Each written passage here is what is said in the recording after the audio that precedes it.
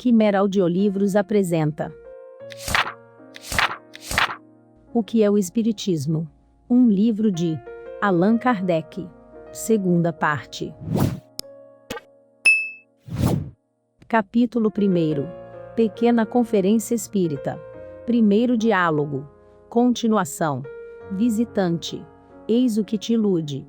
Um célebre cirurgião reconheceu que certas pessoas podem produzir um ruído semelhante ao que atribuís à mesa pela contração de um músculo da perna. Donde concluiu que os médiuns se divertem à custa da credulidade dos assistentes. Allan Kardec. Se é um estalido do músculo, não é então a mesa que está preparada. Uma vez que cada qual explica a seu modo essa pretendida fraude, fica reconhecido que a verdadeira causa não é sabida.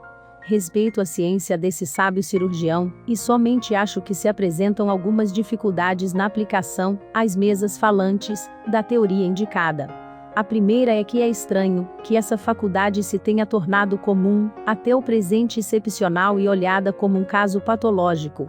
A segunda, que é preciso que haja robustíssima vontade de mistificar, para fazer estalar o músculo durante 2 ou 3 horas consecutivas, quando disso só resulte senão fadiga e dor a quem assim procede. A terceira, que eu não compreendo bem como pode esse músculo responder às portas e paredes, em que as pancadas se fazem ouvir. A quarta, finalmente, que é necessário dar-se a esse músculo estalador uma propriedade bem maravilhosa, para que ele possa mover uma pesada mesa, levantá-la, abri-la, fechá-la, conservá-la suspensa sem ponto de apoio, e, finalmente, fazê-la despedaçar-se ao cair.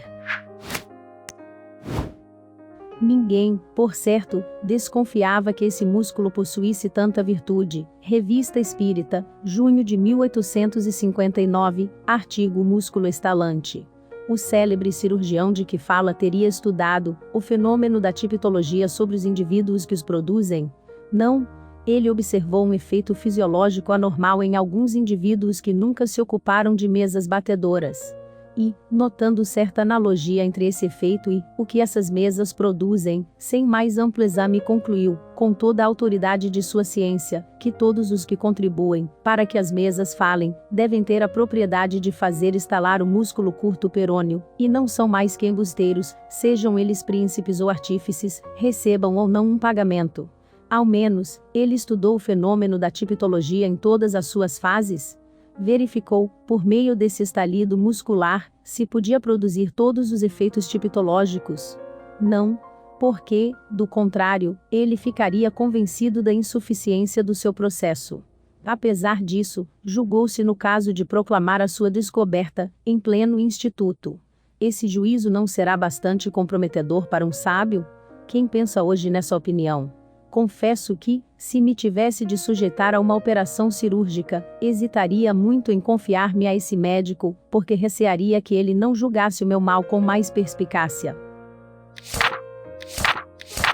Já que esse juízo é uma das autoridades em que parece querer se apoiar para esmagar o espiritismo, fico completamente inteirado da força dos outros argumentos que quer validar, a menos que não vá bebê-los em fontes mais autênticas. Visitante. Entretanto, bem, vê que já passou a moda das mesas girantes, que durante certo tempo fizeram furor. Hoje ninguém mais se ocupa com elas. Por que se dá isso, quando é uma coisa séria? Allan Kardec.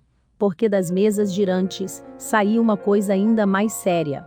Uma ciência completa, uma perfeita doutrina filosófica, do máximo interesse para os homens que refletem. Quando estes nada mais tiveram a aprender no giro das mesas, não mais se ocuparam com elas. Para as pessoas fúteis, que nada querem aprofundar, esse fenômeno era um passatempo, um divertimento que abandonaram quando dele se aborreceram. São pessoas com as quais a ciência não conta. O período de curiosidade teve seu tempo, e foi sucedido pelo da observação. O espiritismo entrou então no domínio da gente séria, que não o toma como objeto de divertimento, mas, sim, como meio de se instruir. Porém, essas pessoas que o consideram como coisa séria, não se prestam a qualquer experiência de curiosidade, e ainda menos a satisfazer a daqueles que se apresentam com pensamentos hostis. Como não brincam, não se prestam a servir de brinquedo para os outros. Eu pertenço a esse número. Visitante.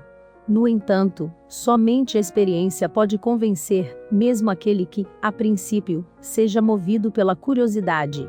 Se só trabalham na presença de pessoas convictas, deixem que lhes diga, ensinem a quem já sabe. Allan Kardec. Uma coisa é estar convencido e outra estar disposto a se convencer. É aos desta última classe que me dirijo, e não aos que julgam vir escutar humilhação, o que eles chamam ilusões. Com estes eu não me ocupo, absolutamente.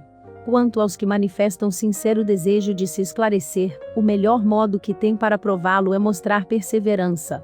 São reconhecidos por outros sinais, que não apenas o desejo de ver uma ou duas experiências. Esses querem trabalhar seriamente.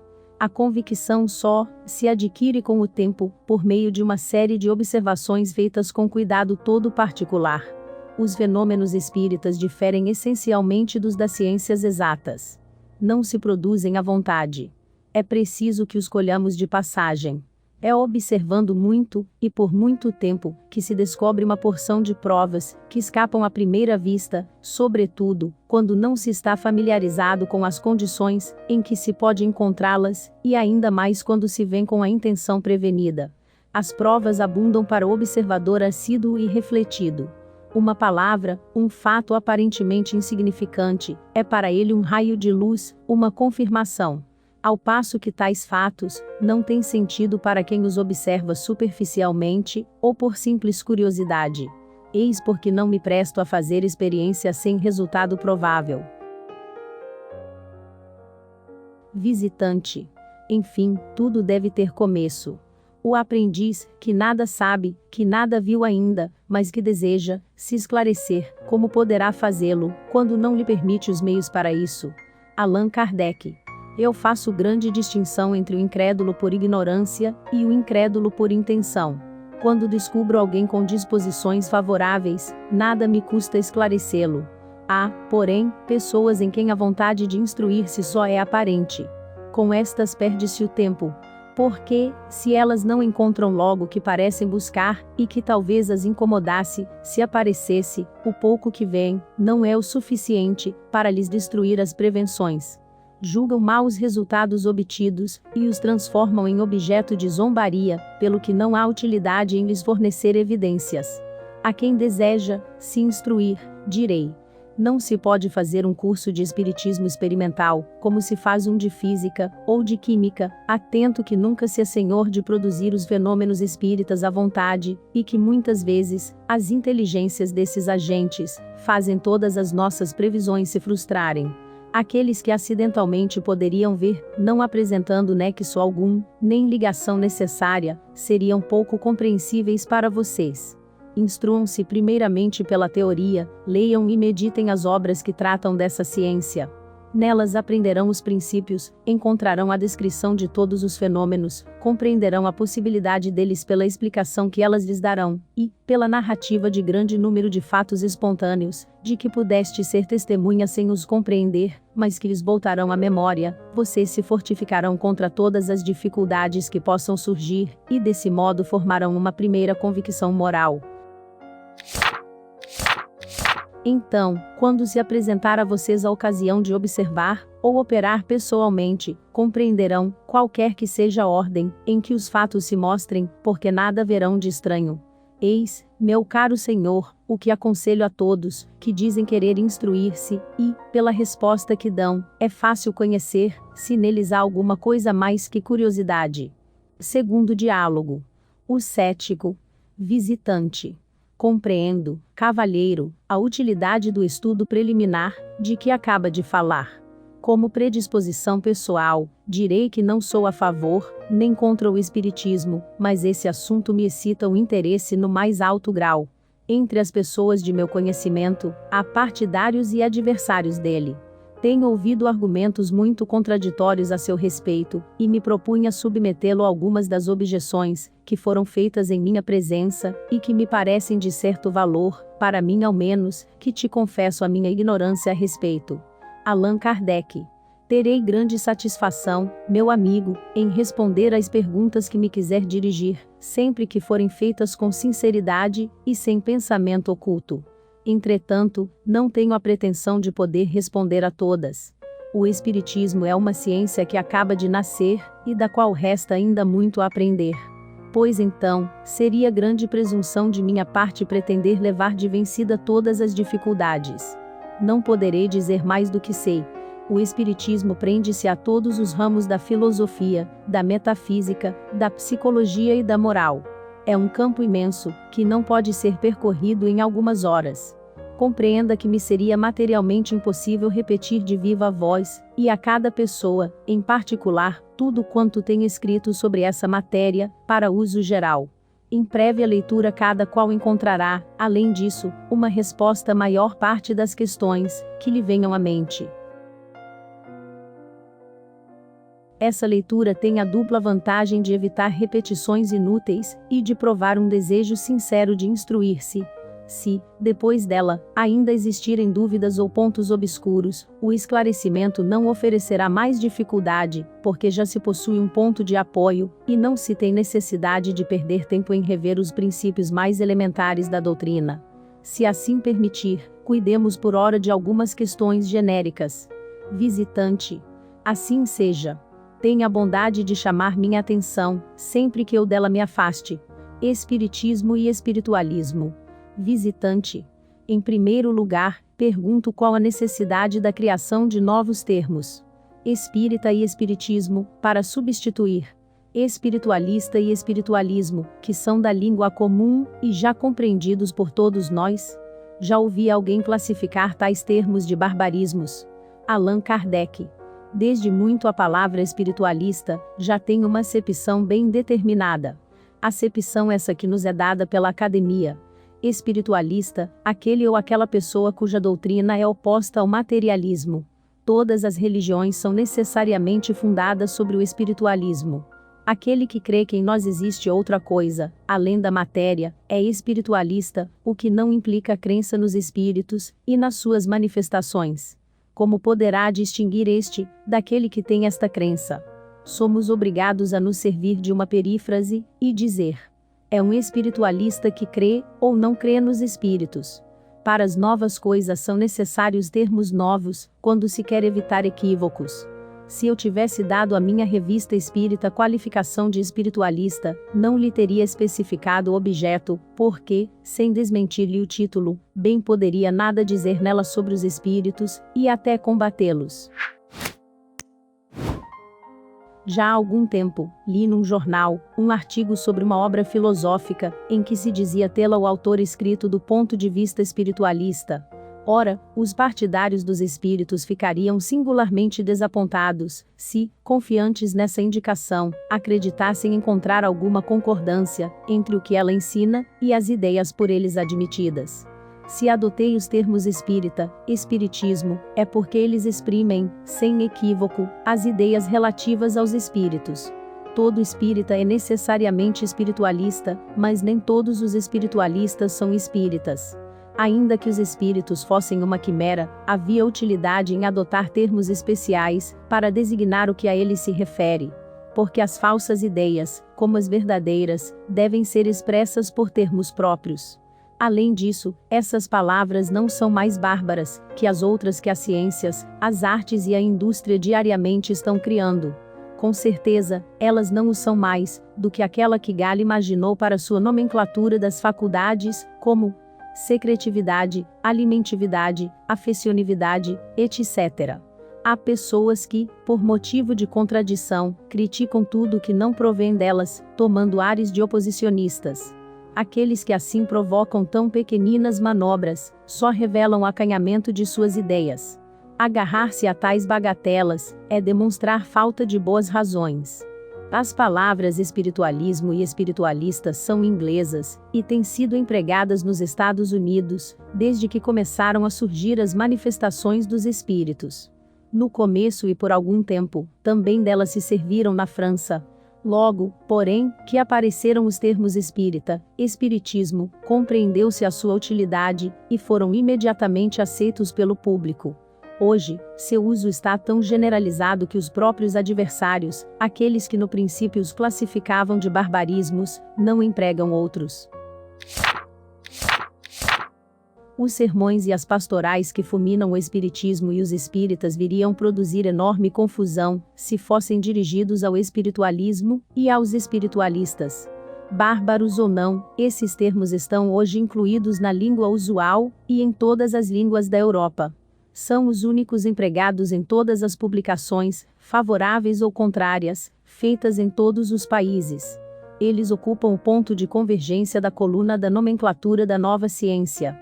Para exprimir os fenômenos especiais dessa ciência, tínhamos necessidade de termos especiais.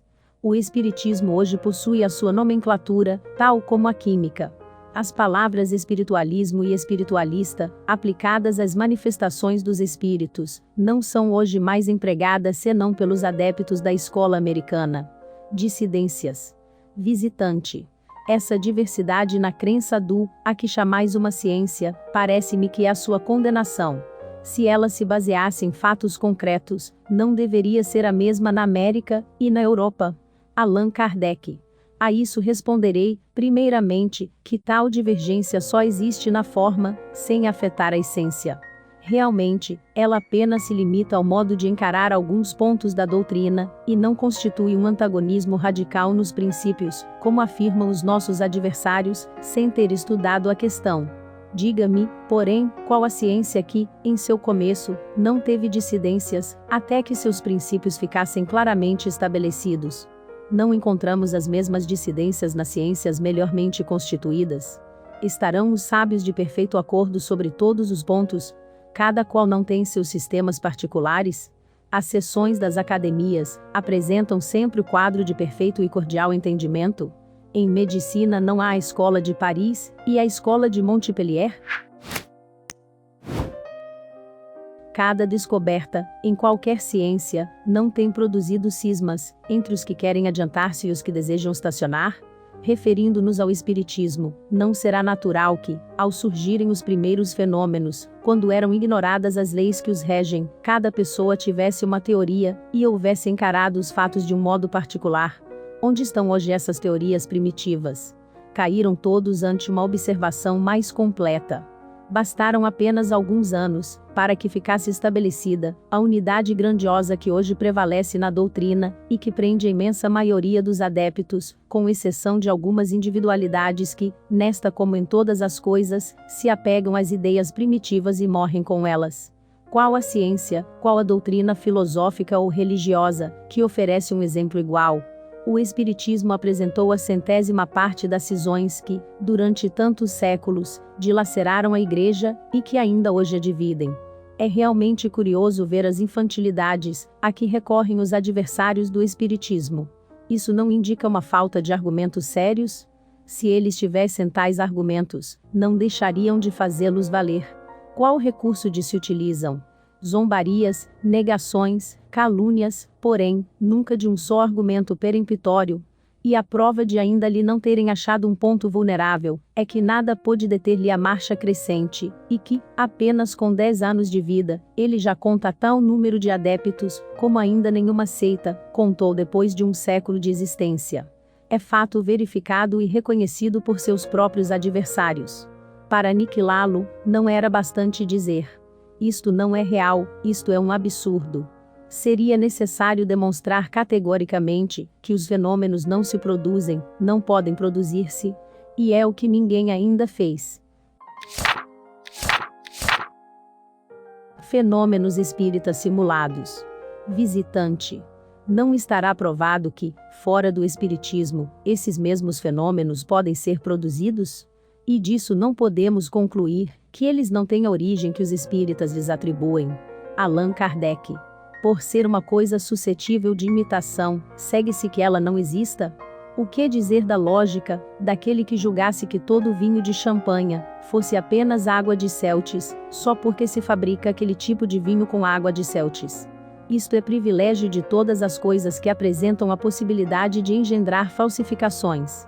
Alguns prestidigitadores acreditaram que o nome de espiritismo, por causa da sua popularidade e das controvérsias de que era objeto, podia servir a explorações, e para atrair a multidão simularam, mais ou menos grosseiramente, alguns fenômenos de mediunidade, como já tinham simulado a clarividência sonambúlica.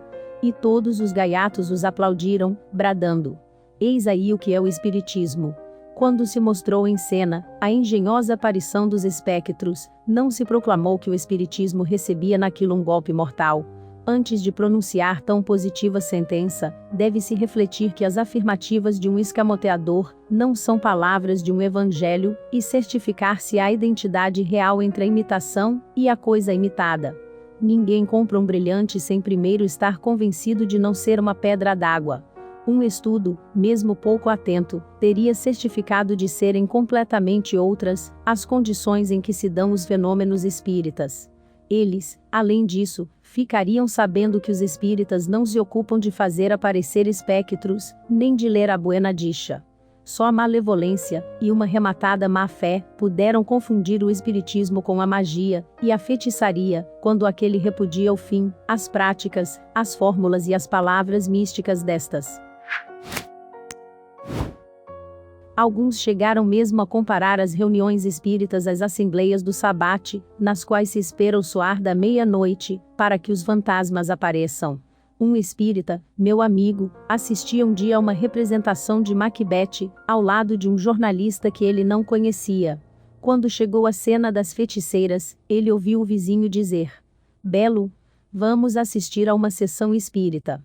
É justamente o que precisava para o meu próximo artigo. Vou saber agora como as coisas se passam. Se eu encontrasse por aqui algum desses loucos, eu lhe perguntaria se ele se reconhece no quadro que tem diante dos olhos. Eu sou um deles, disse-lhe o espírita, e posso asseverar que nada vejo que se pareça com uma sessão de espiritismo. Tenho assistido a centenas de reuniões espíritas, e nelas nada encontrei que se assemelhe a isto. Se é aqui que veio colher argumentos para o teu artigo, assevero-te que ele não primará pela veracidade. Muitos críticos não têm bases mais sólidas. Sobre quem cairá o ridículo, a não ser sobre aqueles que caminham tão estonteadamente? Quanto ao espiritismo, seu crédito, longe de sofrer com tais ataques, tem crescido pelos reclamos que lhe fazem, chamando para ele a atenção de muita gente que nem sequer pensava nele. Os reclamos provocaram o exame e contribuíram para lhe aumentar o número de adeptos. Porque se reconheceu então que, em vez de brincadeira, ele era coisa séria. Alguns assuntos abordados. O que é espiritismo? Allan Kardec. Doutrina espírita. Doutrina espírita para iniciantes. Estudo espírita. Espiritismo para principiantes. Espiritualismo. Desenvolvimento da clarividência. Audiolivro espírita. Sessão espírita. Allan Kardec Espiritismo. Manifestações dos espíritos. Reuniões espíritas. Espiritualista. Audiolivro espírita. Espiritismo Allan Kardec. Médium espírita. Médiuns e espiritismo. Audiolivro.